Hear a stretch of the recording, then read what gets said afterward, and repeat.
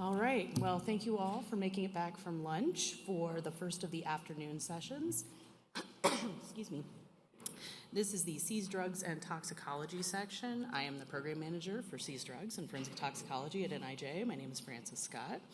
And our first presenter, so I do want to say really quickly, Greg touched on this morning, but this is just a very, very small subsection of the wonderful work we have in drugs and tox. So I encourage you to stay through both of the sessions, and then starting at 5 o'clock, our posters, which are right next door, will be manned from 5 to 6:30 so that you can see more of the research that we have. So our first presenter is Lauren DeGrief from Florida International University.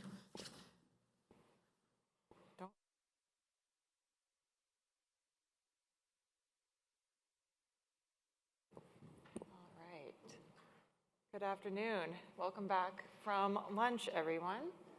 All right, so there we go. So we'll be, oh, that's in front of me too. I remember this now. All right, so I'm going to tell you about our research project that NIJ so kindly has funded that's called the non-contact detection of fentanyl and other synthetic drugs.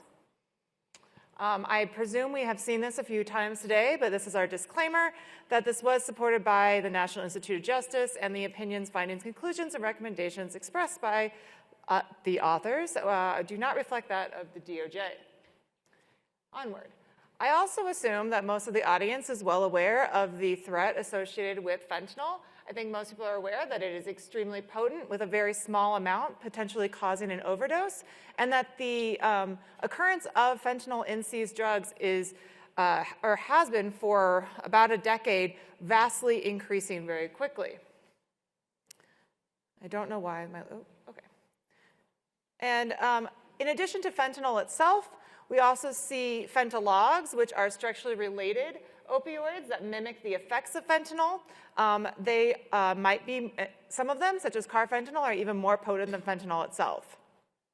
So because of the risk associated with the potency of fentanyl, it is very problematic for the first responder community. We want to keep them safe. We don't want them inhaling or touching any of these drugs and the potential that they could cause some kind of overdose.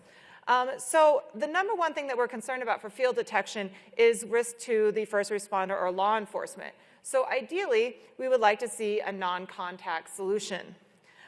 We also would like a non-contact solution that doesn't involve any kind of manipulation with the outer packaging, because that could obviously have residual material on it. We would assume in the field we're dealing with presumptive identification.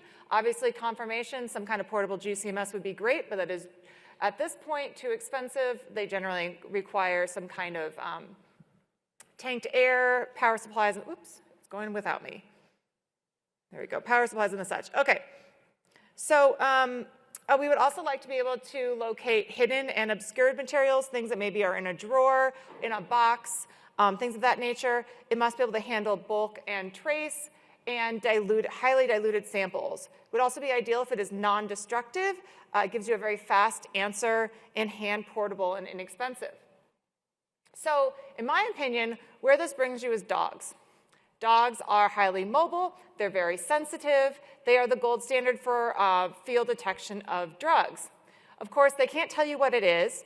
And we also know that they use the VOCs that are associated with the drug instead of the drug itself. And since we are dealing with fentanyl, there is still a health safety concern when it comes to the dogs. So in this particular situation, this might not be the best option. Instead, we would love some kind of non-contact vapor detection instrumentation. However, traditionally, we don't go that direction because most of the targets, such as drugs, have a very low vapor pressure, so it's very hard to detect them. So basically, if it has a very low vapor pressure, there's just not that much to detect. But in my opinion, that's because we're going about this the wrong way. We need to think like a dog. So fentanyl, for instance, has a very low vapor pressure, not likely to be detected in the vapor phase. However, just like canines, you do not necessarily need to detect that actual target. We are talking presumptive detection here, right? We can detect volatile compounds associated with it. The best known example of this would be cocaine. It's been established that dogs don't detect the molecule of cocaine directly. They detect a degradation product called methylbenzoate. For those of you that have sniffed your cocaine samples recently, you might notice that your cocaine smells a little bit like fake grape, like Dimetap or something of that nature, that's the methylbenzoate on it. And so we believe that that is what dogs associate with cocaine and how they're able to detect it. So our goal here is to identify the volatile compounds that are associated with fentanyl and use them as a detection target. Oops. So we're doing this for two reasons. The primary reason, where's my thing here? The primary reason is so we can establish some kind of handheld detector that could be used non-contact vapor detection. The side project that NIJ is not interested in is also detecting canine. Oh, they might be interested in, but they were not at the time that I wrote this proposal. Is to determine a non-hazardous training aid for dogs. So if we are going to use dogs as detectors, can we at least train them in a way that doesn't put them at risk all the time? Unfortunately, we're not going to talk so much about the dog side of things. We're going to stick with the instrumental side of things because I only have 20 minutes and I talk a lot. Okay, so the first thing we need to do is figure out what's there. What is there to be detected? And so for this, we use solid phase microextraction with GCMS. Very simple. We just put the little polymer fiber in the headspace of fentanyl. Whatever is in that headspace will absorb to the fiber, and then we can look at it by GCMS. So this is our reference grade material. We bought this, I believe, from Cayman. We've also bought material from Lipomed. They look similar. And we're going to point out a few things here. So these smaller ones in the front, heptane, styrene, benzaldehyde, and aniline. So those are, styrene is actually related to the degradation of fentanyl. It gets quite large when you have particularly a warm environment, so it is a thermal degradation product. The other ones aniline is related to fentanyl itself. The other ones we believe are related to the manufacturing process. However, none of these are unique, so they're not good targets. Now, if we look at these other four larger ones, the first thing we have is N-phenylpropanamide, which is a degradant of fentanyl.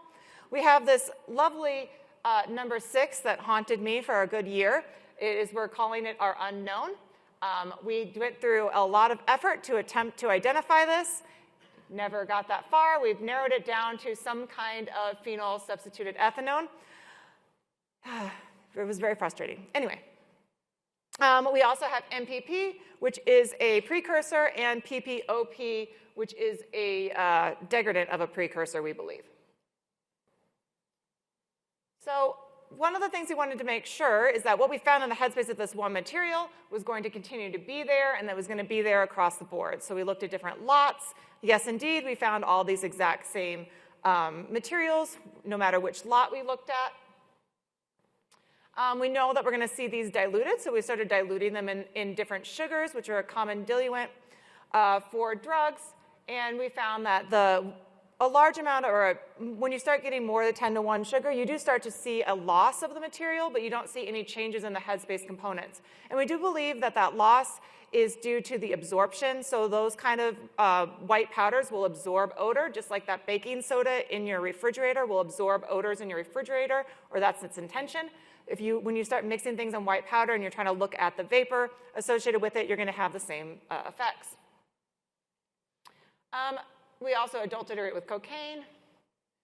And we've narrowed it down to several possible targets of interest. We have the N-phenylpropanamide, the MPP, the PPOP, and this unknown. Now, we do know that the first three are directly related to fentanyl, and they are unique. The unknown, I don't know, because it's an unknown. We also wanted to know, would this help in the detection of other fentanylogs? So we looked at the headspace of other fentanylogs to look for the presence of some of these other compounds. As you can see here, we saw MPPA in 3 out of the 6 that we tested, and MPP in 1 of them. Now, mind you that we are only looking at 5 milligrams of material here, so a very small amount. So there are detection limit issues here. There's possibilities that we would have been able to see some of the other compounds if we had a greater amount. We also looked at confiscated material. So we looked at 14 different confiscated exhibits, 7 from the Maryland State Crime Lab and 7 from the DEA testing lab. Between 2 and 19 milligrams, the larger amounts were from the Maryland State Crime Lab at the top of this chart. The smaller amounts were from the DEA down here. So we found MPPA in almost all of them. with the exception of the highly diluted ones that we saw in that we only had very small quantities of. Again, that is potentially detection limit things. We don't actually know if it wasn't present at all or if it was just below the detection limit of our instrument. We did not see MPP or the other unknown or the PPOP. Just for funsies, we bought one of the commercially available fentanyl canine training aids to see if it looked anything like what we were seeing. And you can see just by the colors on this chart, it does not, at least according to our instrument, smell anything like real fentanyl. So here is the fentanyl I've been showing you. Each compound, obviously, is a different color here. And you can see just by color matching that it's quite different. The training aid that I purchased had a lot of piperidine, ethylbenzene, and N-phenylacetamide. It had very small amounts of MPPA and MPP, as well as that PPOP. And yes, okay. So after our look through the confiscated material and our research in the lab, we determined that our primary detection target was N-phenylpropanamide, or MPPA, which is a known degradant and chemical marker for fentanyl. So now we can apply this to our vapor detection. So we worked with a commercial off-the-shelf IMS, nothing fancy. It's traditionally used with the opposite. It's traditionally used with swipe sampling. So these are, at the airport, you do your swipe, you get your residue. You put it inside of the IMS. IMS is actually a vapor sampler on its own because when you put the swipe in there, it thermally desorbs that. It vaporizes that sample, and it's actually detecting it in vapor form. So you can change the mode on this instrument and also on most vapor detecting IMSs. You can change the mode on it for vapor detection, and it can actually draw a vapor sample in. So that's what we were interested in. And this is a picture of our very initial setup. We wanted to get as much MPPA to the detector as possible just to make sure that we could see it. And we were able to program the software on the IMS in order to do so. So you, oops. See, even though there we go. So you can see the MPPA was readily detectable. We, of course, then went and did the same thing with reference grade fentanyl, as well as diluted fentanyl, which is what we are seeing here. This is diluted with those different sugars, as well as several over-the-counter drugs and cocaine and heroin. And in all cases, we had no trouble detecting the MPPA.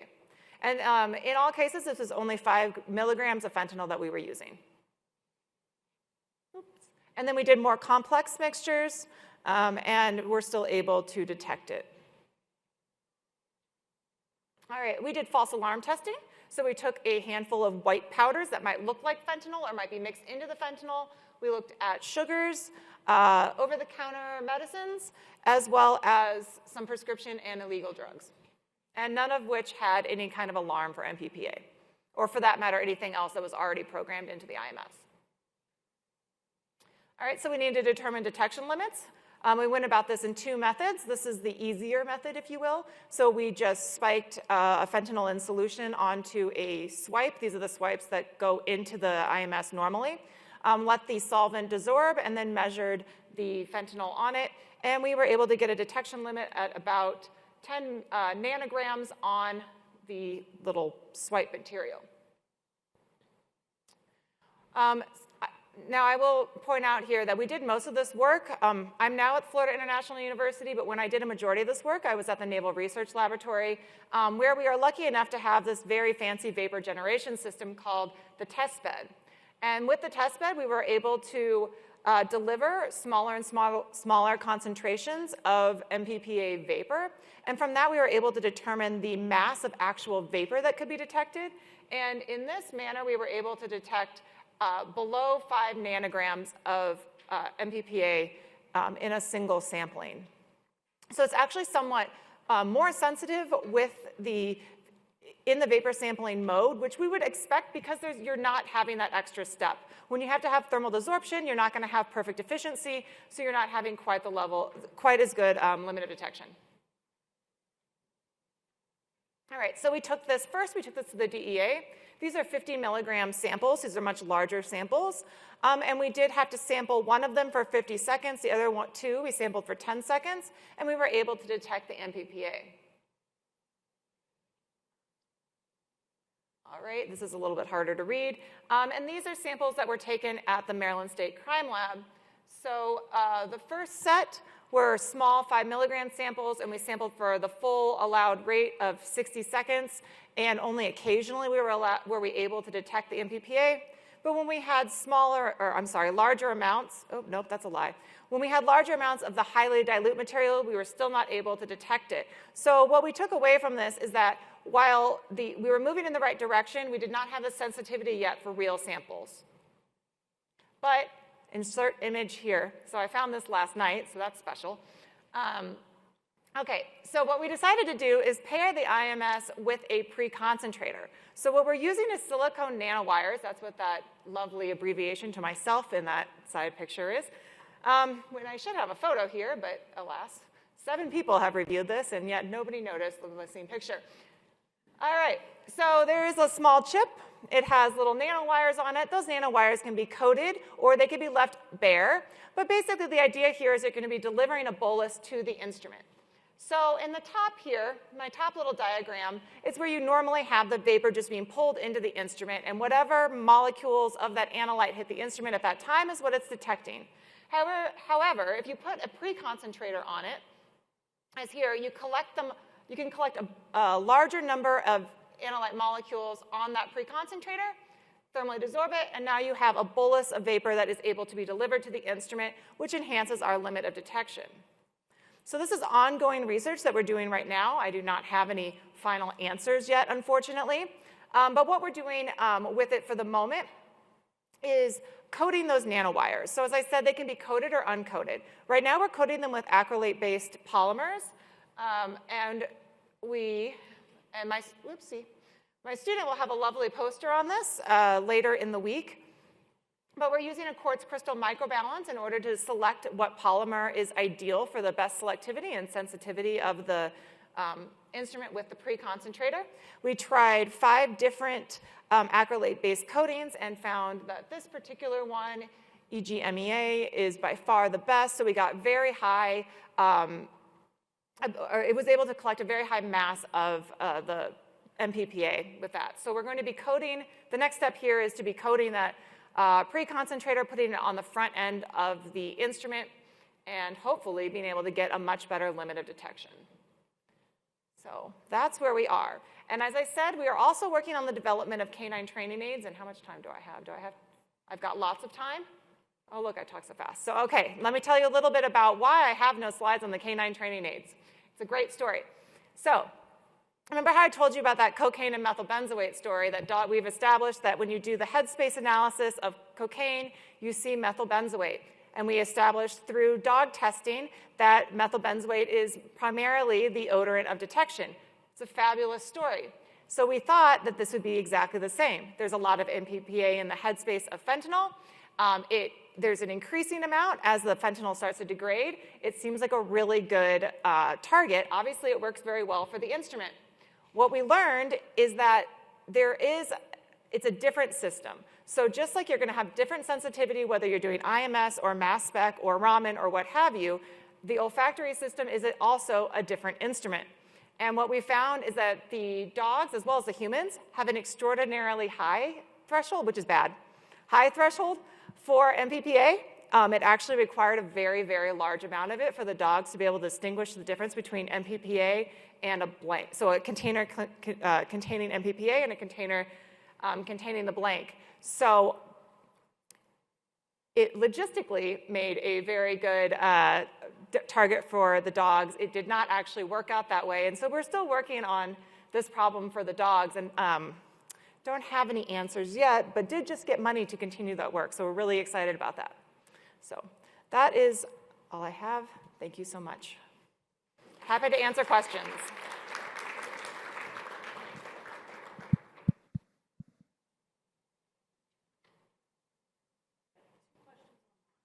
Oh, okay. All right, we're ready for a question. For other fentanyl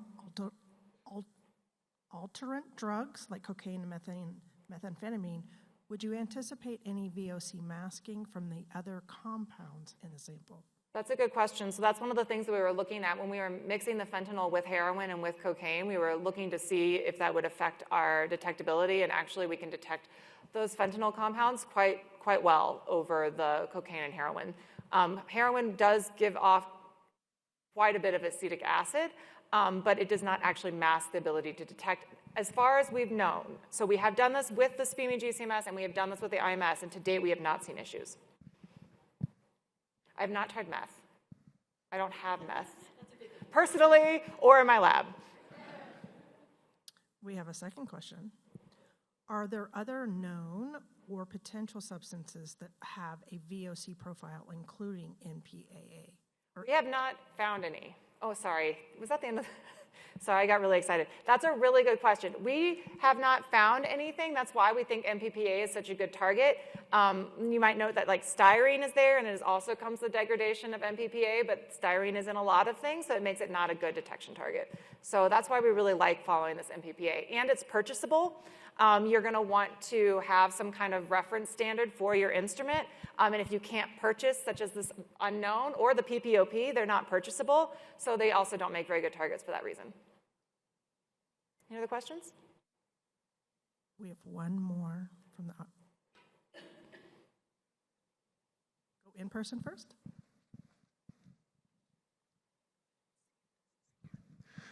This is, I'm sorry, it's only slightly related to your talk, but at the beginning when you mentioned the concern about first responders and accidentally inhaling particles and overdosing, I've heard that argument for a long time, but I haven't yet seen evidence of a medically supported or scientifically supported accidental overdose from a first responder. There's been a couple of incidences where the first responders thought they were overdosing on fentanyl, and it turned out it was actually like methamphetamine or something else. So do you know if there has yet been a medically or scientifically supported example of an accidental overdose from a first responder? I only know that dogs have, because I tend to deal with dogs a lot, and I know that there have been cases where dogs have had to be delivered naloxone or Narcan. Yeah, but that's a great question. Have you tested this with any samples containing fentanyl adulterants with xylazine? No, not yet. I was just having this, I've had this conversation a couple of times in the last month about xylazine. I don't have any in the lab, so I did just look it up. It's incredibly cheap to buy. So this is something that we'll probably be trying soon. But this is interesting. Although the debate that I was having most recently is how far down that rabbit hole do I want to go, because will xylazine really be around for that long given the horrible side effects that one gets from it? It's a good question. Yes?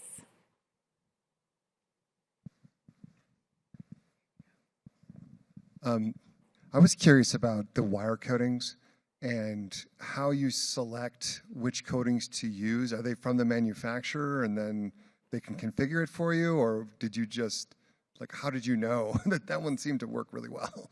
That was coincidence. The silicon nanowire array is fabricated by the Naval Research Laboratory, and it was originally fabricated for explosives detection. It was actually going to be a standalone sensor. I've lost track of where that project's gone, but they already had a library of these polyacrylate-based coatings. There was a sixth one that we tried that didn't collect anything at all. And we got a really weird response on the QCM, so we don't include that data. But we had no idea which one was going to be. I mean, I guess you could look at the reactions or the interactions, I should say, that you would expect. But we decided to go ahead and try all 6 of them that they had in the library, and that one just worked really well. And what's been nice is it's too new of data for NRL to have let me show it. But we've actually been able to get the MPPA back off, because it's great if it can hold it, but it's got to give it back. And so we can actually, it shows a huge improvement, because we can attach the silicon nanowire array to the GCMS for testing purposes, and we can get a ton of MPPA back off of it. Thank you. Yeah. Thank you.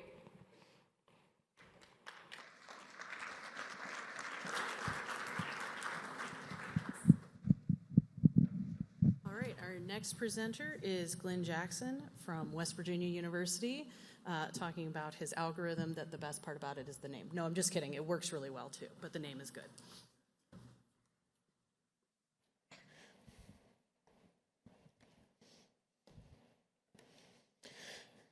Thank you very much for the opportunity to speak today. Start with the obligatory disclaimer, which is the opinions I'm about to express are those of my own and not necessarily reflect those of NIJ, or my students, in fact. And that if I accidentally name a commercial product, it's not to be taken as an endorsement. First, I want to tell you what our algorithm is and what it is not. It's not a new way of comparing two mass spectra, an exemplar and the query spectrum. That's not what we're proposing is novel here. What we're proposing that is novel is what to compare a query spectrum to. And instead of comparing that query spectrum to a static exemplar, like one actual spectrum from a database, what we're doing is having a continuous model that models all of the spectra in the database. And we can then interpolate between existing spectra or extrapolate beyond existing spectra to make predictions about ion abundances for the query spectrum. That's basically what we're doing. And in a nutshell, I'm sorry the audience can't see me pointing here, but if you think about linear modeling here, I'm pointing to condition 1, we can make a variety of replicate measurements that have some variance with them for a particular ion abundance. And if we model that linear behavior, we ought to be able to extrapolate it to a different condition. This could be different conditions on the same instrument or different instruments. That's the hypothesis. We've already published the first 2 manuscripts on this that describe the fundamental basis for this, which is what we believe is what makes it an expert algorithm, because we actually know why it works. It's not just conjecture. All right, so in the world of seized drug analysis, just to get a framework here for the work, the standard practice for the identification of seized drugs, E2329 from ASTM, tells us that there's a wide variety of chemical and instrumental techniques for the analysis of drugs, and category A, which have the highest discriminating power, when they're used to their maximum potential, are preferred. And in the case of gas chromatography, one of the gold standard workhorses in a forensic lab is actually 2 techniques in one, a category B for the retention time and category A for the fragmentation pattern. And just to orient you there, we're separating substances as a function of time on the GC, and then those neutrals enter the mass spectrometer one at a time, where they can be ionized, fragmented, and identified based on their structural fragmentation patterns.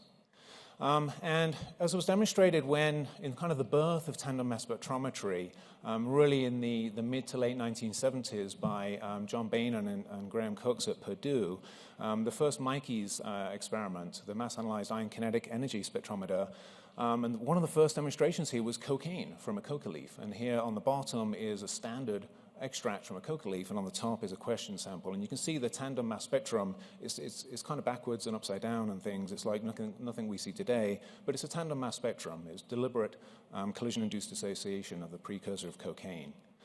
And just a kind of the paradigm shift that they were proposing, it goes like this.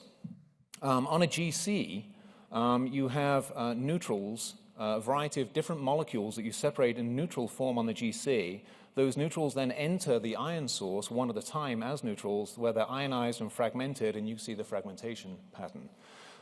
In contrast, in the Mikey's experiment, as with any tandem mass spectrometer, you can have multiple precursors, multiple neutrals that are ionized all at once in the ion source. And those ions then can then be mass isolated in the first, for example, quadrupole of a tandem triple quadrupole mass spectrometer, or in a Q-TOF, and then fragmented to induce a fragmentation pattern of each precursor.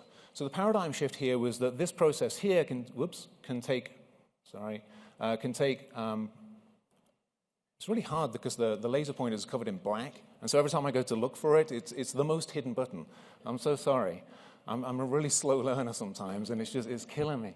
All right, so the paradigm shift was as long as these molecular ions have different mass-to-charge ratios, we can isolate them. But of course, it's not going to work if they have the same mass-to-charge ratio. All right, so jump forward 50 years, and we're finally here. So we have DART, MS, and in this particular case, it was a prototype. But now, of course, Bruker has bought IonSense, and now they're making a DART triple quad. Hopefully, they'll make a DART Q-TOF as well. So we can actually do real MS-MS.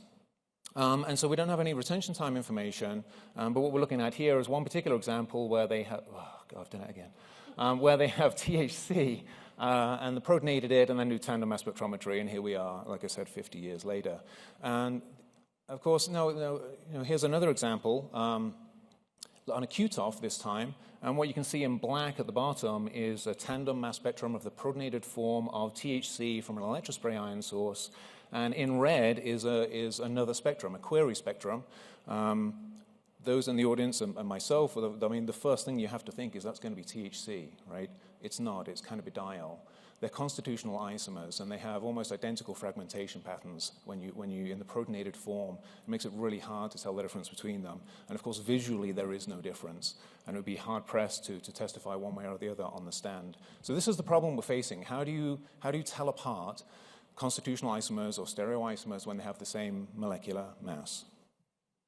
We're not the first people to see this, by the way. It's been observed by dozens of labs. They just don't tend to talk about it very much because it's kind of a negative result.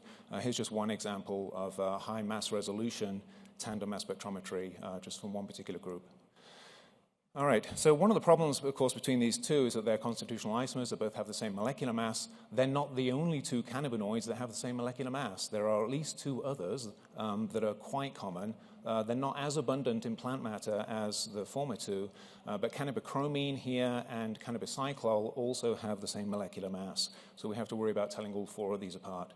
So the first example I'm going to show you is tandem mass spectra of all four of these isomers introduced one at a time to the DART source.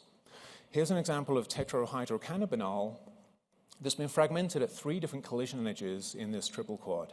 And what you can see is that in low collision energy in the top in blue, the precursor doesn't fragment too much, and you get more abundant high mass ions. And as you increase the collision energy, as you go down here through the gold and the red, then you can see you get more secondary fragmentations or higher energy fragmentations, and the fragmentation pattern shifts to lower M/Z values. And if we do the same thing for cannabidiol, you see pretty much exactly the same pattern. So it's not like you can find a collision energy where you can resolve the two. They're unresolvable at every collision energy. And so what we'd like to suggest is that there is an algorithm that can follow this pattern of behavior through all of these collision energies and have one model for identifying which substance is which based on these data. When you take that multivariate data that we have, like the abundance at every M/Z value, if you consider the multiple variables into a PCA plot, there's no natural separation between cannabidiol and THC. And I'm only showing those two here. So the fact that the blue and the gold dots are on top of each other means there's no natural separation. We could do supervised learning, like linear discriminant analysis or something like that. But at the point where it's already struggling to naturally separate two known groups, we're going to struggle even with a supervised approach. So let's go back. One of the things we will notice is that for both of these analogs, the high mass ions are kind of abundant at the same time, and we'd say that they correlate with one another, right? If one of these high mass ions is abundant, then another one is also abundant. And if you look at the high collision energy, these low mass ions correlate with one another. As one low mass ion goes up in abundance, other low mass ions go up in abundance. And so what we can do is use a little bit of kind of intelligence. We know if one of the low mass ions is abundant, we know the other ones are going to be abundant as well. So we can use them to kind of predict one another's abundances. This phenomenon of how and why this is the case is tied very fundamentally to unimolecular fragmentation kinetics, which has been very well described since about the 1930s through 2 different theories that are very similar. One's called quasi-equilibrium theory. The other is RRKM theory after Rice, Ramsberger, Castle, and Marcus. And it goes something like this. This is the Castle equation. This is one of the easiest ways to understand the rate of fragmentation, K, as a function of internal energy. It's really reliant on 3 main factors. One's called a frequency factor. One is the amount of energy deposited that's above the threshold for dissociation of one particular fragmentation channel. And then we have a superscript term here, which is basically the number of degrees of freedom for one particular pathway. And ultimately what this says is that the more energy you dump in to an ion, the faster it will fragment. But also that if an ion has to be in a very specific conformation, in other words, to go through a rearrangement, that will usually be a very low energy channel, but it will be less favorable at high energies. All right, so you can think of it a little bit like this. So if you're trying to go from a precursor ion that's excited on the left-hand side here through this kind of gorge to the product ion, a fragmentation product down, this is just one particular fragmentation pathway of many.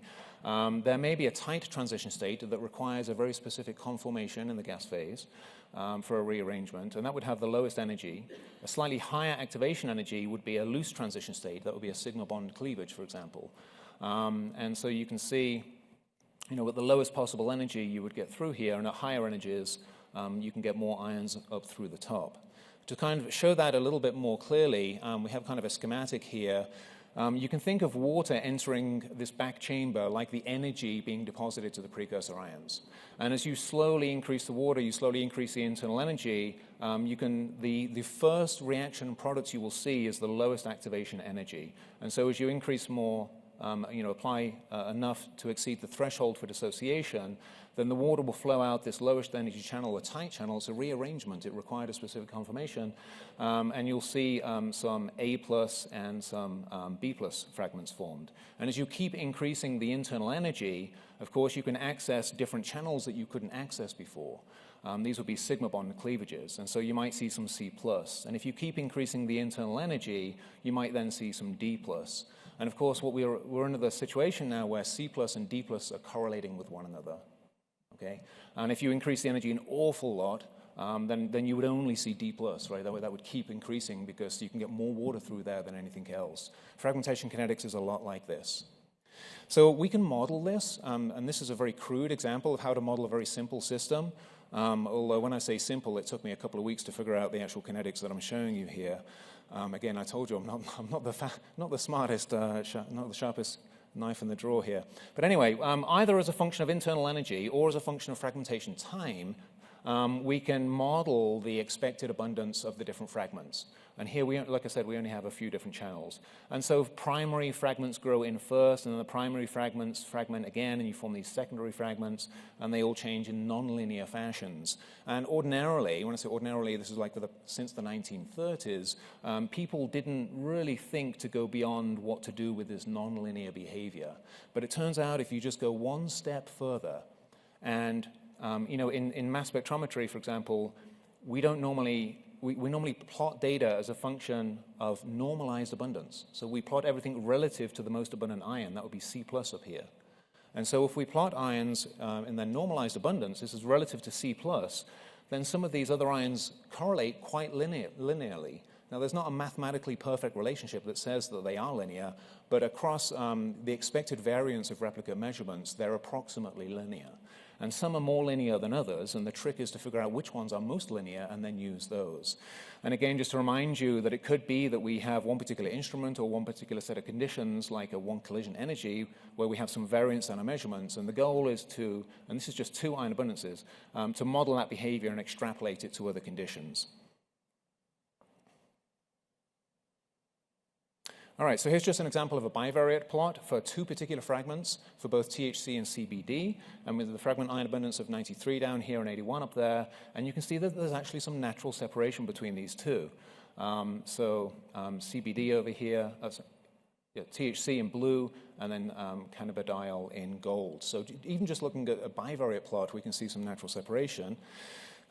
Other fragments don't do this, and here's an example of one that has a very slight separation between THC and CBD, and another example between two ions that become the base peak, that kind of vacillates between the two, and so either one particular ion is the base peak or another ion is the base peak, and so there's no pattern, there's no correlation here. So whereas instead of having to manually go through this and figure out which ions correlate with one another, we can use a relatively simple approach that was really promulgated by Sir Francis Galton in the 1880s. That's how basic the math is that we're going to use. So it starts with a correlation analysis to see which ions correlate with one another, and they're the ones we're going to use. And when I say correlate, we can also use anti-correlations as well. So for example, these two ions, they're quite, in the grand scheme of things, quite high mass, anti-correlate. So the abundance of 193 and 123 anti-correlate. So as one goes up, the other goes down. They predict one another quite well. strong correlation between M over Z 91 and 193, a really strong correlation. In fact, it's the strongest correlation for M over Z 193. So if you were going to pick one ion in the fragmentation pattern to help predict the abundance of 193, you'd pick 91. That would be the first variable you would use, is the best correlator. So what Sir Francis Galton said was that if you, and this is multivariate analysis, if you want to predict the height of a child, you look at the height of the parents. And you take their deviate height, and the deviate height is how much taller or how much shorter are they than average. The only trick is that you have to adjust the mother's height by 8%, because women are shorter than men. And then you take the average height of the mom and the dad, and take 2/3 of that.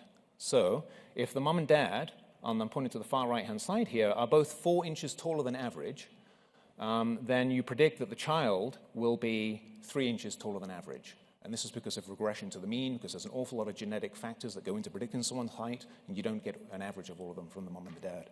So, so this is multivariate analysis. And so if you actually look at the math that goes into this, this is what he said. You take the mother's height times 8%, add that to the father, divide by 2, and times by 2/3. And if you actually multiply out the brackets, you end up with this equation. What you have is one dependent variable, the height of the child, that's predicted by a coefficient multiplied by the height of the mother, the deviate height of the mother, plus another coefficient multiplied by the deviate height of the father. This is multivariate general linear regression. And the only trick then, if you can imagine the work, we only have 2 variables here, but of course you could look at the grandparents. And if all 4 grandparents are tall, then maybe you predict that the child is even taller. And so instead of having 2 variates, we can actually have 4 covariates, right? And then have different coefficients for each grandparent. And so we could build it up. So the question then is, which ones do you pick? And the answer is we use stepwise general linear regression. And I'll just explain that in a second. So here is a stepwise addition. So basically what we do is we use the variable that correlates most strongly with an ion first. We add that to the linear model, and we just have a linear equation. And stepwise general linear modeling then adds a second variable, and it tests all the ones that are available one at a time and sees which one explains more variance. And if it adds more variance that is statistically significant, then it keeps it. It also tests the removal of variables to see if we've got too many and we don't need them all. So it will remove a variable and see if the variance doesn't go down by more than 90% confidence. So the bottom line is we keep adding and removing variables until we end up with the fewest that are necessary to explain the maximum possible variance in the dependent variable. And this is where we end up. So in this particular case, we have a model for THC, and the model is shown here. So to predict the abundance at M over Z 81, we just have this linear equation.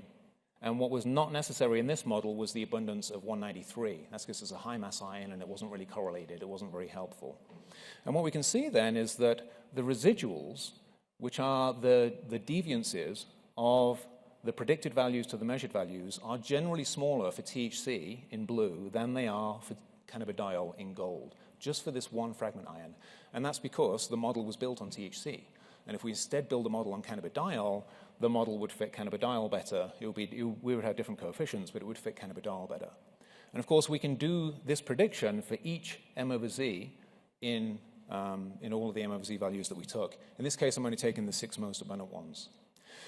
We can assess the validity of this approach by looking at the distribution of residuals. And so when we plot them, we should expect a normal or a Gaussian distribution. In this case, it's not perfect, but we also don't have an awful lot of spectra. And it has been the case in the past that when we've had a larger database of samples, the data has looked more and more Gaussian in nature. We can also look at a PP plot to see how well the data fits a normal distribution as well, like this. And so this is part of the process. I've already talked more than I should. I'm going to skip this a little bit here.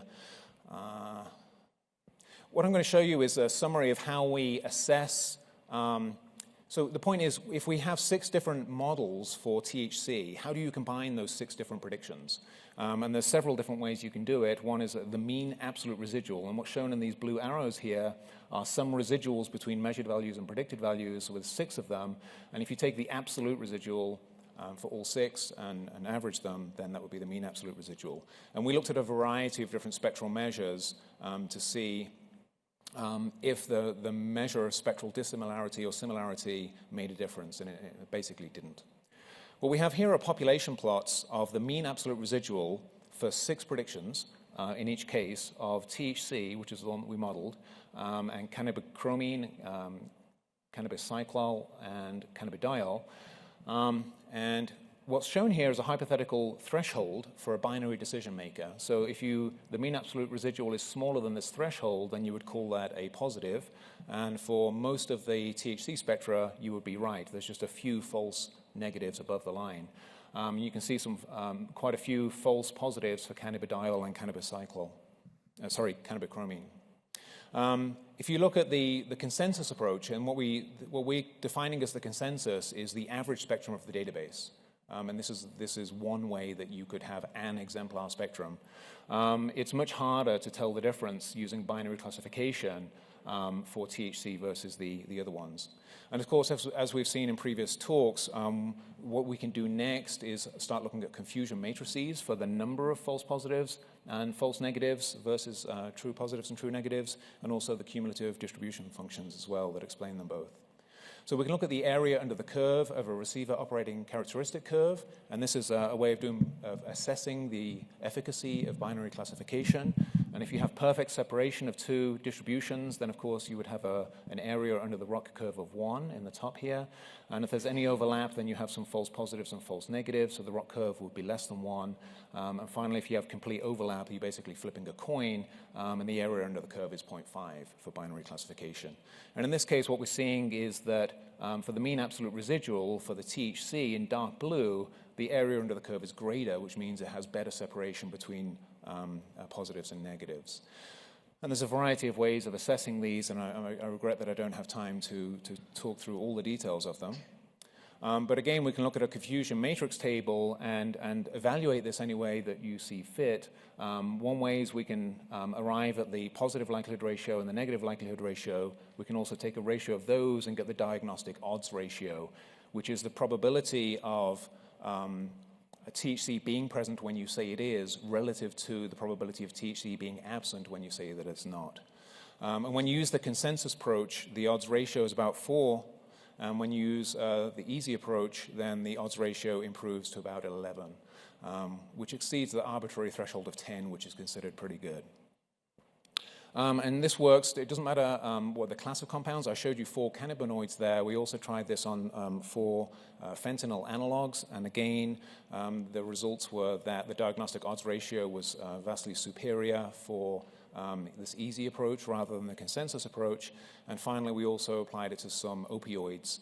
Norhydrocodone and hydrocodone are again isobars. They're very hard to tell apart, but our algorithm could do that too. And the odds ratio in this particular case was greater than 50.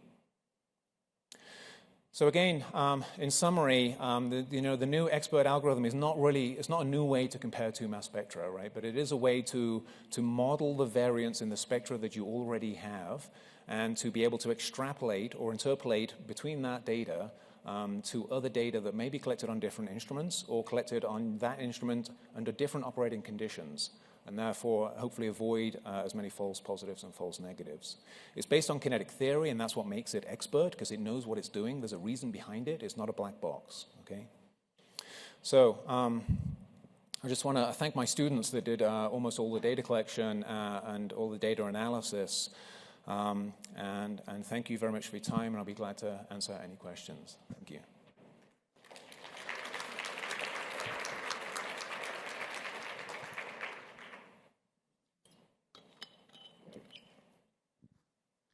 Hi, Glenn. Very nice presentation. Just for clarification, the mass spectrum data you discussed are from DART, triple core, or GCMS? All the data I showed today was of protonated precursors. So the data I showed here was from almost all of it was from a DART triple quad system. The only exception was that one comparison slide at the beginning that was a DART QTOF. So, later in the week, my student will be presenting a poster on the QTOF data for THC and CBD. The follow-up question on that, the fragmentation patterns from the triple quad can be a problem, especially the reproducibility of those spectrum. Do you have any suggestions or comments on that aspect? Well, it's absolutely a problem, and that's why That's why we're developing this algorithm, is to cope with that problem. Is when you see variance that is not in your data set, we ought to be able to extrapolate to it, because that variance exists because the ion is fragmenting with different energy depositions, right? Or maybe a few extra collisions as it's going through the transfer quadrupole, Q2. And so, but that's tied to the fundamental kinetics, and that can't change. That can't change for a molecule. And so, you know, if we just fit all the data that exists so far, we ought to be able to extrapolate to new ones that are outside that variance. And that's not the case for any classification system besides linear modeling. You can't extrapolate any other model.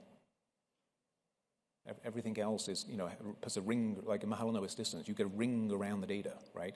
You can't project in a certain dimension.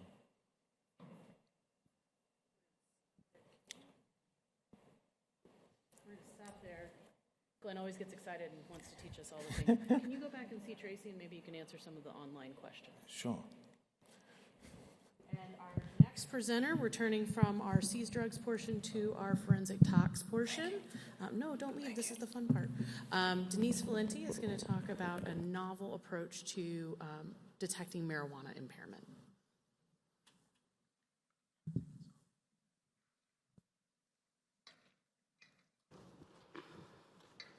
First, I want to thank the group for inviting me to talk about this. We're very passionate about slowing down the rate of road deaths attributed to marijuana. The key piece is education. The more professionals and the more public understand about how marijuana impacts cognition and behavior, the more we can move forward in developing solutions. My talk is going to focus on the retina. We do not study eye movement. We do not study pupil reaction. Those are also variables that are looked at closely to determine cannabis impact on cognition. The retina here is shown. Oh wait, wrong dot. This is a histologic type section obtained from an optical coherence tomographer imaging. It's basically a photograph of the eye that looks somewhat like a histologic section. We're going to be talking primarily about the retinal ganglion cell layers, and we'll go into a little more detail soon. Disclosures. I own a bioscience company. I own IMAD, Impairment Measurement, Marijuana, and Driving. I firmly believe that it is an excellent tool to determine if a driver is too impaired to drive specific to cannabis. We are fortunate that we've received funding from several groups, one of which for our current study to have greater numbers of participants, volunteers, so we can demonstrate potential and probable efficacy. It does come from NIJ. Previous funding was from National Institutes of Health to develop the very first prototype. As with everybody else, the discussions and opinions are my own, not necessarily reflective of funding agencies. One of my opinions, cannabis in driving is stone driving. It is impaired driving. That's based on my background and my research and observations. However, with cannabis and marijuana, there isn't as much research that is quality. There is little placebo, double-blind controlled research. So some of the research does have to have backing up of it, some of the opinions of the researcher, simply because of the way we have to do our research. Our current funding, we're developing our technology, which is a simple virtual reality goggle that displays low spatial frequency stripes. What does that mean? Fat stripes. They are very small, and they test 19 areas across the entire retina. We're comparing that data set to biologics, blood, saliva, but also we have a very extensive cannabis use questionnaire. We have initial data on 40 subjects, of which we will do a large percentage of them in a real car situation in May. Why is cannabis and marijuana research so problematic? Well, you can't do, well, at least depending on your funding source, if it's federal government, you can't do placebo double-blind dose-controlled studies. That means the studies really aren't that great. My previous work had been in Alzheimer's, and if we were to suggest we were just going to take what walked in for our studies, first of all, you wouldn't have gotten an IRB approval. There were many things that would have just had that considered not appropriate. But for cannabis, that's why a lot of the research is being done. It's called opportunistic dosing. In our lab, that means we have the person come in after a telephone survey. They come in and they fill out a very extensive questionnaire. We draw blood, we draw saliva. Then we look at the questionnaire, and, well, later we will have, when we make decisions. If the questionnaire isn't really matching some of our data, particularly the blood data, because we have to rely on the word of the volunteer, the assumption is they're not that honest. Surprise, surprise, drug users aren't that honest. So again, that's how we do it. And we've found the questionnaire very effective in helping weed out. Our initial studies were case studies. The next set of studies were all on casual users, meaning they use less than 3 times a week. The current study is the first time we've introduced chronic users, which once you have a chronic users, the variables in the THC, the variables in blood testing, and the variables in actual outcome are considerable. So it's a lot more complex to look at the data. Now, a little bit about driving research. My first driving research formal study was decades ago. I was studying vision, impairment, and driving. We used real cars because a lot of the technologies of simulators in tabletops didn't exist yet. That study was undertaken in the Houston Astros parking lot. They were real cars, but they didn't have passenger side controls. So you hoped you didn't get unlucky. And the barriers and stuff were set up with painted stripes and red cones. And now the simulations and the tabletop systems can do a lot more. However, there are, when it comes to studies of cognition, significant drawback because a tabletop simulation does not give you the sensory input of a real car. And we know for cognition such as Alzheimer's that you can perform reasonable in a simulation because you don't have the stress. But you go in a real car, you can actually be deadly. And that's potentially similar with cannabis.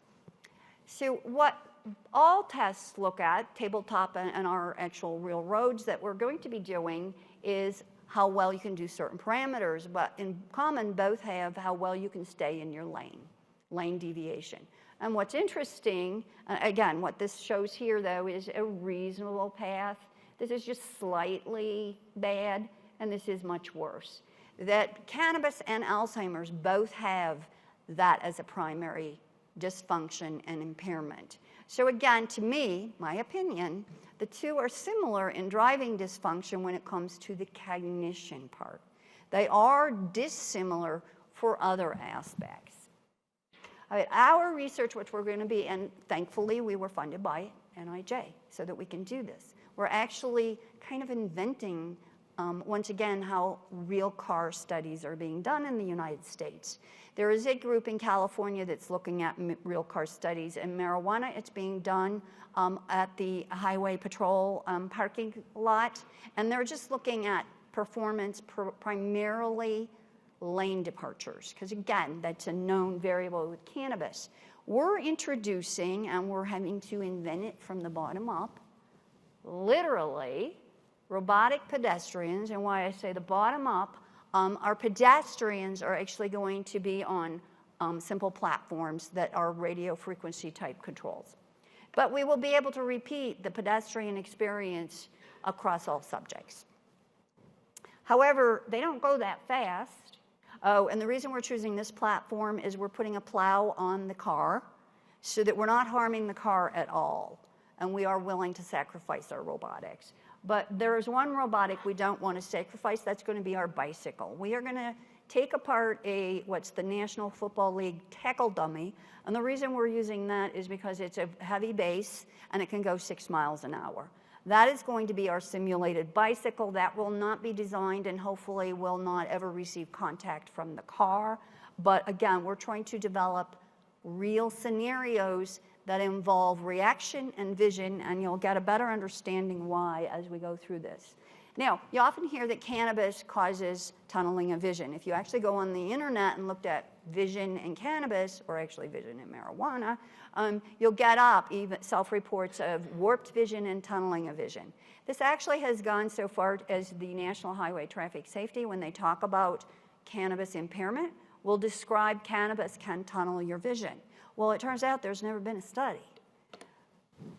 When we talk about tunneling, that's your full vision. The only study that was done was in the 70s, and it was quite a good study. It was placebo, double-blind, dose-controlled, because they used National Institute of Health allowed cannabis, which is a product that still you're able to do research on if you have credentials, which is another process. And they did do horizontal. They didn't do anything else, but they did horizontal, and they did find that, compared to the baseline of their participants, that there were reductions with cannabis. Now, this isn't truly tunneling of vision, but it is a measure that cannabis affects your periphery. If you've gone in 34 states in the US, they test your peripheral vision before you can get a legal license. They test the horizontal. So that's essentially what they were testing. Now, the state of Kentucky also tests up above. All of Canada tests up above. But there are already laws on the books about how much your vision can be reduced regarding peripheral, and you're not legally able to drive. And that's essentially what IMAD is measuring, and we'll talk a little bit more about that technology in a minute. The retina. That's what we're looking at. We're looking at what is functioning and not functioning in the retina. Now, cannabis doesn't impact rods and cones, really. That what measures whether or not you see large, small targets, and fine. It doesn't modulate low spatial frequencies, fat stripes. This layer does. That's retinal ganglion cells. Anything that is yellow here is a cannabinoid receptor. So the retina is dense with cannabinoid receptors. Now, this is just a different depiction of that layer. Now, we know from previous research specific to Parkinson's disease that if your retina doesn't have dopamine, you can't see the stripe that is low spatial frequency that is in our IMAD test. Now, this is a little bit misstated here. Cannabis doesn't really inhibit the dopamine production. It depletes what has been produced in your retina. It depletes the dopamine, and it's probably shooting it to your brain to give you a high. Your dopamine is made predominantly in the retina and then other places. So and this is an animal study. So again, what is truly going on remains hypothetical. But if you've taken dopamine out of your retina, you can't see many things. Again, this is just demonstrating somewhat which cells we hypothesize is being affected. But when you have dopamine in your retina, if you have too much, it affects some visual functions. If you have too little, it affects other visual functions. So not having the constant dopamine that's appropriate affects your performance. It's not just the retina, though. It is also a nuclei that's in your brain. It's like right here, just a little bit inside. It's a tiny one. But it is the grand central station, the intersection of all visual pathways. When you look at the bottom one, anything that's not green contains cannabinoid receptors. So a lot of that can be impacted by cannabis. What animal studies, not a human study, but it was a primate, showed that when those are stimulated, 28% of those get excited. They have behavior they're not supposed to have, but it's a response. However, 72% of them are actually inhibited, meaning they're not working in the manner or at the intensity they're supposed to be. Now, we're going to look at one study that was done. This particular group looked at a lot of visual functions, and it was excellent because they were placebo, double-blind, dose-controlled studies. But this is the closest study out there that looks at what we're looking at. And they're looking at macula and around the macula. Now, back in the 70s, they didn't have any of the technology that we have now to do better studies. But what they did find, under controlled situation, that cannabis caused dysfunction of your ability to recover from glare. That's essential for driving. Think about when you're sitting in a theater and then you walk out in the bright light. That's kind of a simulation of what is occurring, and it can't go away when cannabis is being used. Not quite as extreme, but it is a dysfunction. More modern studies, this was 2017, actually looked at cell response using ERG. What that, sorry, I have a weird muscular dystrophy. It's not COVID. It's not COVID. It's not a disease any of you can get. But what this looks at is measures the electrical current going through the retina. And green was shortly after inhalation, and the white or the gray is a longer period. But what they found is that the reaction is less intense and it's delayed.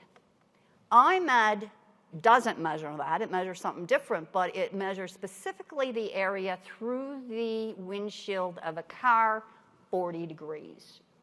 IMED is actually measuring the cells that were turned off by cannabis. This is our first set of data. It was case study. It was a young person that had smoked less than 10 minutes previously. It was a tabletop version, and we understood it was going to pick up dopamine depletion because of our Alzheimer's and Parkinson-specific studies. So as you can see, tunneling. All right, we have 2 more sets. This just shows you how that would essentially impact the windshield. The only places vision is normal are just a few areas. So that person would be significantly impaired to drive. Here are several sets, and all of these were within 10 minutes. All of them were casual users, meaning they did not use more than 2 to 3 times a week. We do think this is, we didn't measure blood, we didn't do anything, that this might have a relationship to dose. This person couldn't have weighed more than 120 pounds soaking wet. This one looked about 300 pounds. So again, you take what you can get, you form an opinion. This is a different set of data. Right eye, left, these are 2 separate eyes. These were also casual users, but were at least 30 minutes out. So the dose has dissipated quite a bit. Now, when we do driving studies, and you have to take, you cannot lump right eye to left eye because you lose a lot of information. So how, when you want to discuss it, do you present that? Well, the tradition is you just blend them. And again, that's more for glaucoma and that. But this is an interesting depiction to demonstrate the impact of that. The rate of running red lights went up 20% in Denver, Colorado when legal adult cannabis sales began. More about red lights, because very few cities actually monitor that. And I do think it is an indication, it would be an interesting, if more cities did it, data piece to help understand marijuana impaired driving. Many deaths are because of running red lights, but only 344 cities use them. We're going to look at IMAD now. This is a technology. Our original prototype was in a virtual goggle with a cell phone. The reason we did that, because it was less expensive. But we rapidly learned not good, unreliable in chronic users and people that are using the high potency dabbing. People with cannabis, those, cannot control their eye movements. This technology had no monitoring of eye movements, so a lot of our data was not used because it wasn't reliable. Our current technology, a little bit about this. Those are examples of low spatial frequency. That's what the test E, the driver, sees. And again, chronic users can't keep their eyes still, so we have eye tracking. This is our current technology. This data piece is a chronic user, started before the age of 16, not dosed. We're trying real hard to sort out this information. Now, unlike alcohol, there is absolutely no linear relationship between what you have in your blood and your performance. However, we start to form hypotheses in understanding it. So down below is active THC in the blood. Here's baseline. And they were reliable. They hadn't smoked for a while. Here's when they smoked. This is inactive THC. Now, very little is understood about how this relates to this, that relates to this. So that's what we're trying to sort out. And my intern who is stuck with this data, Rhoda, it's going to be hard. But it's important information because these are the people on the road. Now, we think it's related to early initiation because we have chronic users that their test isn't that bad. So we have a new category. Now, this is just showing support for chronic users have impairments. This is an ERG, and you can see that it's changed with cannabis, and they aren't high. They had no cannabis in their system and controls.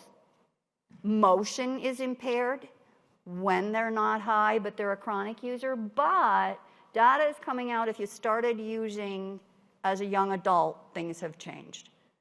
And they were permanently changed. So this is chronic users that started early have poor ability to see low spatial frequencies. Now, this has nothing to do with our work, but we think it's a very, very, very critical piece. Chronic users that started before the age 16, literature is coming out saying their brain weight is within, stop, she's telling me to stop. Okay, we got to see this one though. It's a public health concern. Their brain weight is not reduced, but if you isolate the orbital frontal cortex in any research that's out there, animal and human, it is smaller in volume. That's what processes low spatial frequencies, and this is why this is so important. It also processes facial emotion. So if you have a reduction because of chronic early initiation of your orbital frontal region, you have difficulty socially understanding other people's faces, and this is the key point in this. So does schizophrenia. That is associated with cannabis use currently, but even when it's not associated with cannabis use, there are reduced ERG responses, there is reduced ability to detect low spatial frequencies, and the ability to perceive emotional faces. So this just demonstrates that we can see all this, which we're not doing, we're going to do it in May, imaging chronic heavy users and measure their retinal cells and their axons to see what is different from normal. That just demonstrates other pathologies that we've done that before. Conclusions. Well, retina is a biomarker of functional impairment. The retina is a biomarker of retinal changes, and it also is a surrogate marker of the brain. So further study is needed just to understand cannabis. However, the big one, which is my opinion, IMAD, our technology, because it's objective, because it relates directly to functions that are critical for safe driving, will be an added tool for law enforcement. Now, here's our lab. We couldn't do this very well without a lot of very engaging interns. If the person that is impaired, that's a cannabis user, they're not always interested in engaging with me, so we do quite well with a mixture in our lab. Okay, that's it.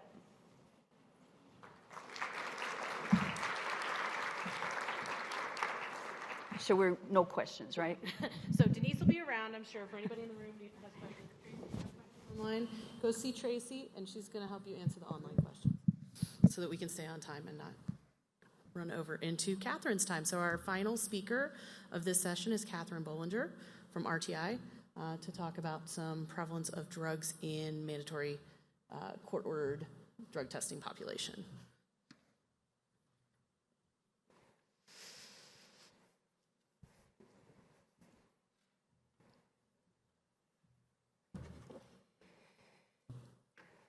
All right, so I'm Catherine Bollinger, and like Francis said, I'll be talking about some prevalence of fentanyl in our court-ordered drug testing population. And I want to start off by thanking some of our co-authors here.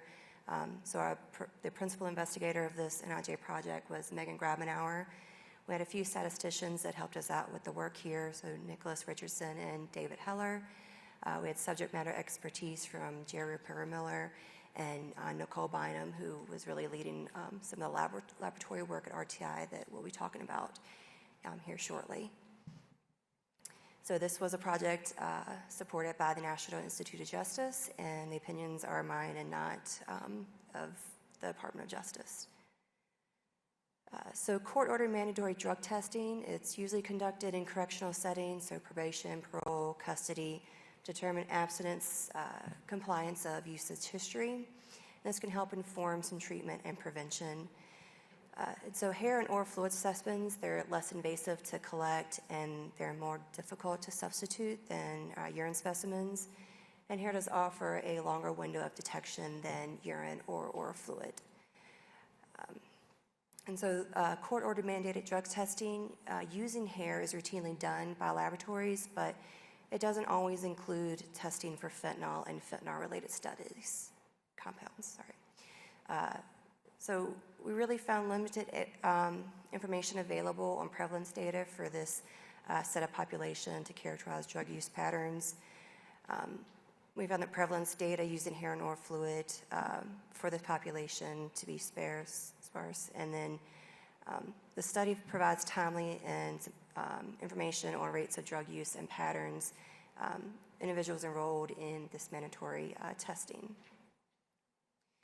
And so I'm going to talk about two phases of this project, and the first phase was hair testing that was done at RTI International, and these are based off of a random sampling of hair specimens from a commercial laboratory. So these were samples that were already analyzed by our commercial laboratory, but they didn't test for fentanyl or fentanyl analogs in these hair specimens. The collections of these hairs was between November of 2020 and February of 2021. Once we received these in our laboratory at RTI, we characterized them by color, curl, and length. And we had 520 specimens that we analyzed on our validated LC-MS method. And so we designed this method to specifically include fentanyl and fentanyl-related compounds, as well as some of the other common drugs that you would see. And we'll talk about those detections later on. So our hair preparation methods, we started out doing a decontamination method, which was washed with water, methanol, and dichloromethane. After these were dried overnight, the hair was pulverized by a bead beater, and we added methanol to about 25 milligrams of the hair, which was shaken overnight. And then to further clean these up, we did solid phase extraction and then analyzed them on our instrumentation. So just some information on our method. We used a C18 column to separate analytes, mobile phase of 5 millimolar ammonium formate in water, and methanol, and those mobile phases were with formic acid. We needed to inject 20 microliters on our instrument, and our total run time for that was about 10 minutes. So our method included MRM transitions, or multiple reaction monitoring transitions, for 14 fentanyl-related compounds, non-opioids, so fentanyl, oxycodone, tramadol. They also included xylazine, cocaine, benzoyl-ecgonine, and methamphetamine. Our limit of quantification ranged from 1 picograms per milligram to 2,000 picograms per milligram. and our LODs was from 1 to 500 picograms per milligram. So we'll start talking about the hair characterization. First, we had a diagram of about 10 different curl types that we used to kind of help us visually look at the hair. But we condensed those down for our project classification into 4 categories. So we had straight, wavy, medium curl, and tight curl. We also looked at length when we were inventorying these, so very short, short, medium, or long. And so for the 520 hair specimens that we analyzed, we had an overall positivity rate of those about 54%. And then when we're looking at the curl differences, so when we combine medium and tightly curled hair, it was about 62% positivity rate compared to straight or wavy hair.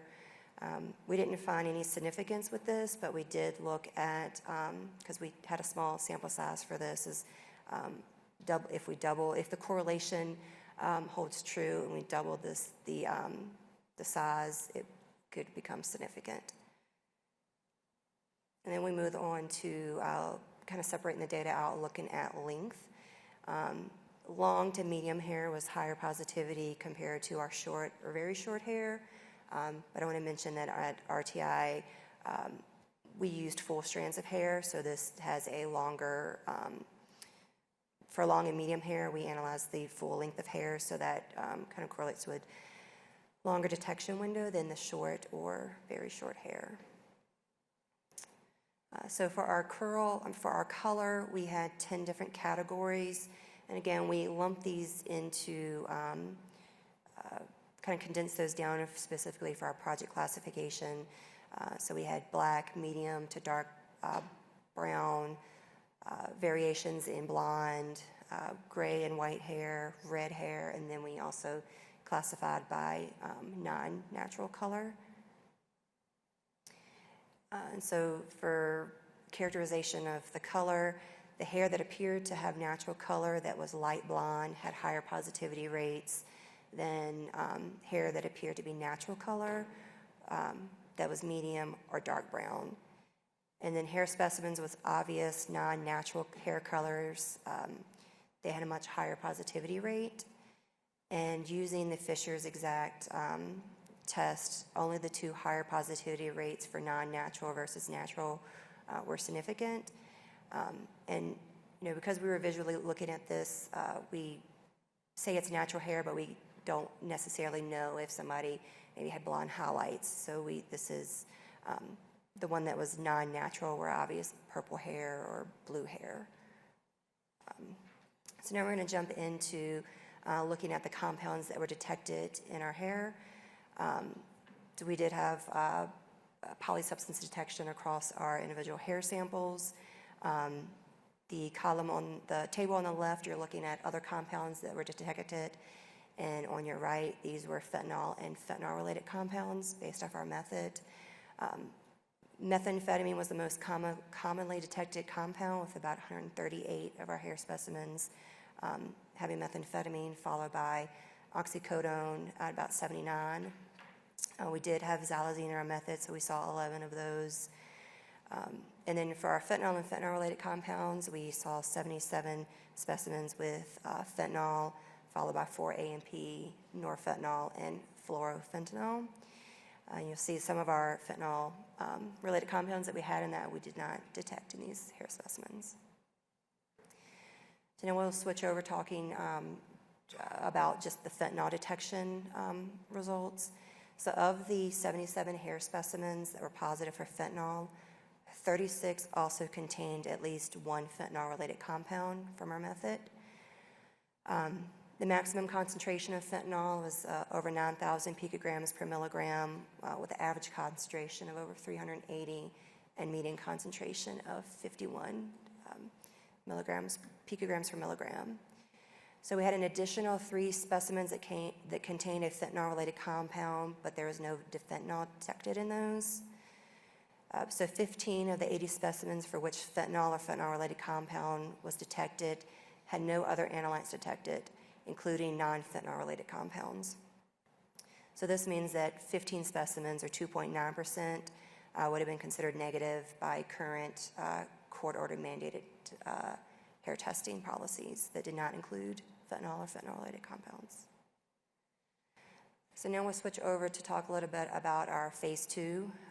This is where we received hair data results and oral fluid data results from our commercial laboratory, and we did some retrospective analysis on those results covering a 6-year period from February 2016 to February 2022.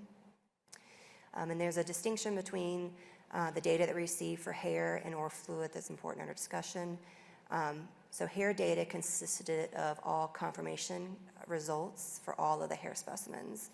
You know, this was the testing protocol of the laboratory to send all specimens directly to confirmation, so there was no screening step for those.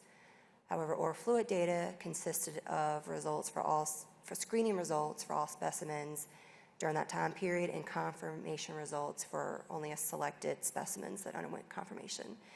So we don't know, based off protocol, what could have decided to go to confirmation for those.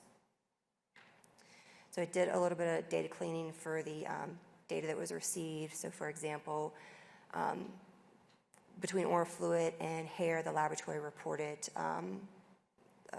the commercial laboratory reported drug names, and so we categorized those into drug classes. And so they were categorized them: amphetamines, benzodiazepines. You'll see 3 that are bolded here. That is buprenorphine and its metabolite, fentanyl and its metabolite, and methadone and its metabolite. And the distinction here is that these were only analyzed in oral fluid specimens at the commercial laboratory and not in hair as we start looking at the data. So the total received test results from the commercial laboratory was over 900,000 for the oral fluid, and then about 65,000 for the hair specimens. And so the overall screening positivity rate in oral fluid was 34%, and the overall hair positivity rate for the data that we received during this time period was 56%. And so these court-ordered mandatory drug testing positivity rates are up to 5 times higher than oral fluid or hair when you're looking at U.S. workforce population drug during the similar time period. And this was from the Quest Drug Testing Index in 2018, because it crosses the same time period. So now we'll look at some of the sample size distributions among oral fluid and hair. And we separate these here by program type. So on your left are the oral fluid hair confirmations, is both positive and negative. And then on the right, in the lighter blue color, is your hair confirmations for positive and negative.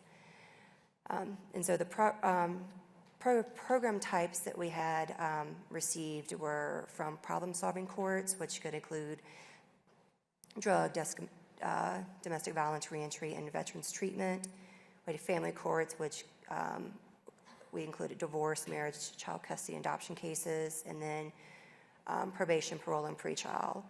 And so looking across the program types, the family court was the highest clientele for the commercial laboratory in both hair and oral fluid here. And so this chart shows the most common drugs detected in oral fluid and hair confirmation testing. So the green bars that you see are from hair, and the blue are for oral fluid. And so for oral fluid, the most common drug detected was THC, followed by amphetamines, buprenorphine, cocaine, and fentanyl. And for hair, the most commonly detected in those was your amphetamines, cocaine, THC, opioids, and benzodiazepines.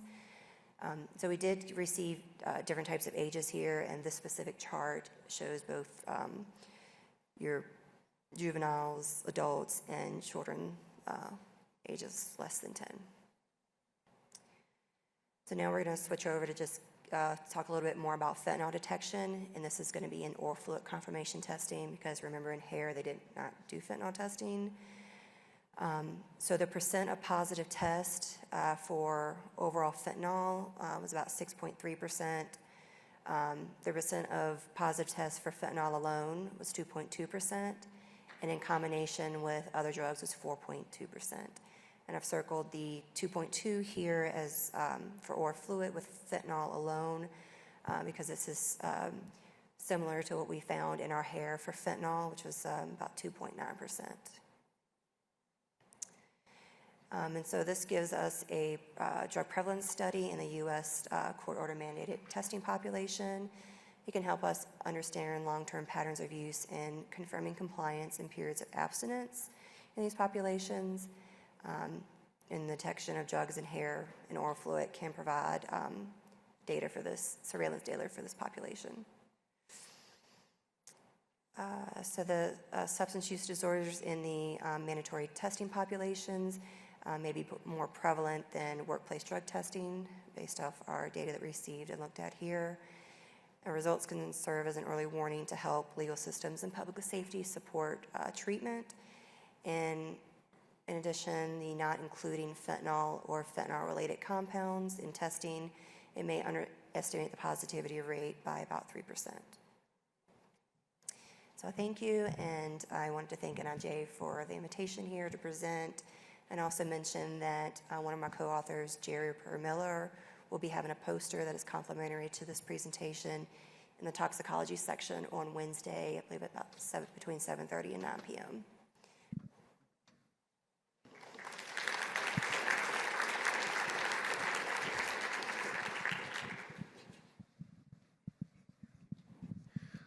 Did you determine the enantiomeric form of methamphetamine, or is it possible that the methamphetamine here could be L-amphetamine found in over-the-counter medications?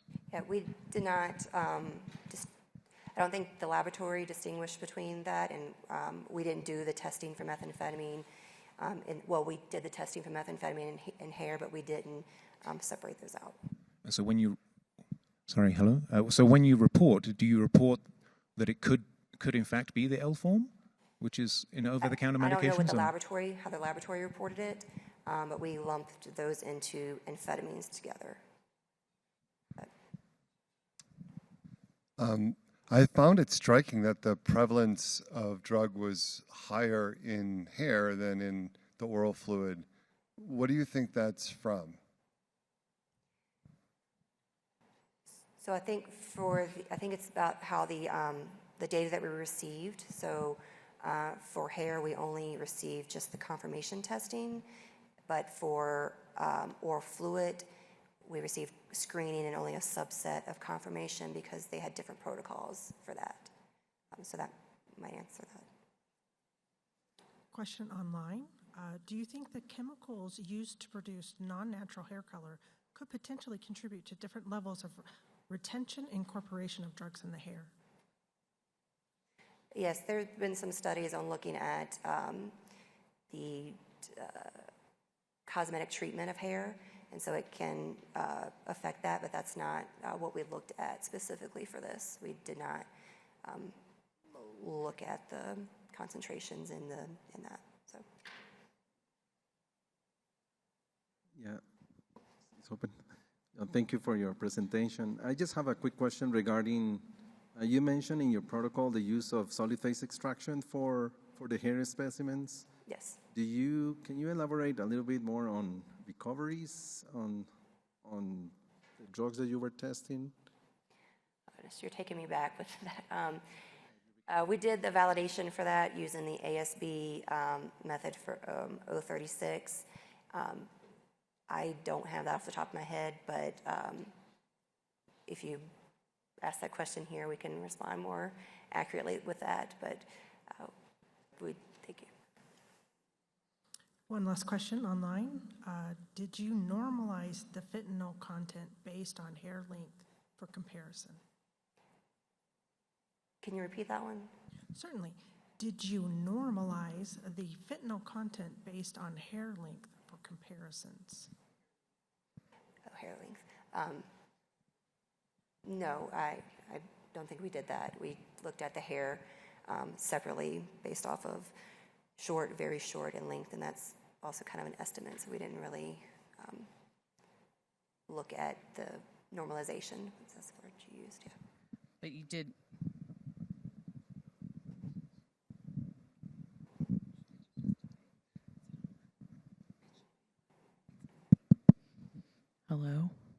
can hear you from here and repeat it if you want, Francis. It was per milligram of hair though, right? So you were sort of normalized to. Oh, yes, so we did weigh out the hair, so we had 25 milligrams of hair starting with. That's what you're, okay. The really high rates of positivity for the family courts, which is horrifying for any of us who've ever dealt with family courts. But do you happen to know what the, sort of, was it larger? I didn't see what the overall portion of the samples that were from that. In other words, was it already a large? Oh, yeah, it was, I mean, you're looking at like 52,000 from family court for one of them versus like 2,000 they had in the other. So it was very, very high. Okay, so it was a much larger For sample family court, set yes. Family court. Okay.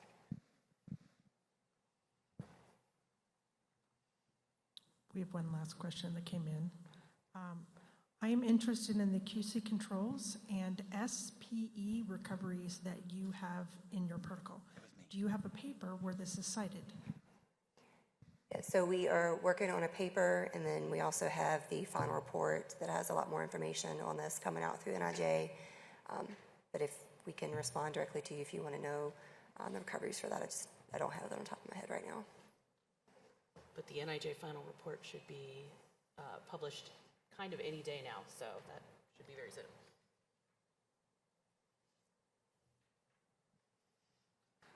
Okay. All right, thank you, Catherine. Let's thank all our speakers one more time.